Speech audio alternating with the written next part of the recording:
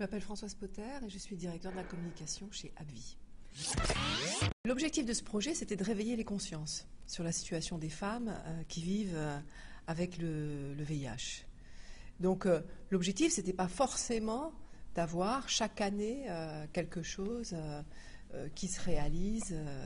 Ce qui était important pour nous, c'était de faire partie d'un collectif, de faire en sorte que les gens de ce collectif se rencontrent.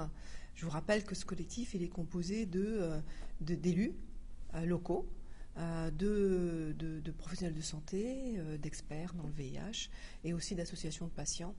Et l'objectif de ce collectif avec AbbVie était de faire prendre conscience à l'ensemble de la sphère, on va dire, sanitaire et pas simplement de santé, des professionnels de santé, à l'ensemble de la sphère, ce que vivaient ces femmes. Parce qu'on s'aperçoit que beaucoup d'entre elles, parce qu'elles ont également des gros problèmes d'insertion sociale, ça interfère avec leur parcours de soins, leur parcours de santé en général.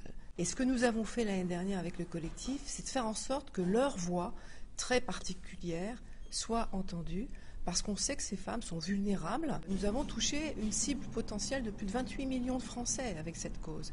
Donc c'est parti.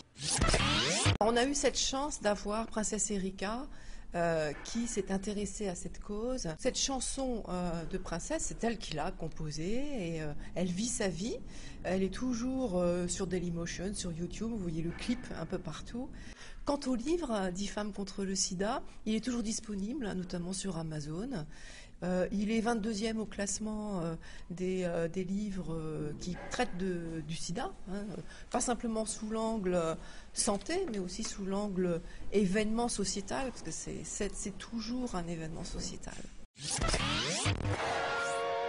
Si changement il doit y avoir, c'est un élargissement du collectif. Ce collectif, il a eu sa raison d'être. C'était un groupe de personnes qui voulaient porter la cause de ces femmes très largement dans la société française. Ils ont atteint leur objectif. Maintenant, si on veut que les actions se mettent en place, si on veut que l'attention soit toujours portée sur ces femmes, il faut qu'ils s'élargissent. C'est-à-dire qu'il faut que des élus locaux, il faut que des institutions régionales telles que les ARS, les OMEDIT, il faut que les médecins qui prennent en charge les patients qui vivent avec le VIH soient conscients que ces femmes-là, leur parcours de soins sera réussi, leur parcours de vie est réussi.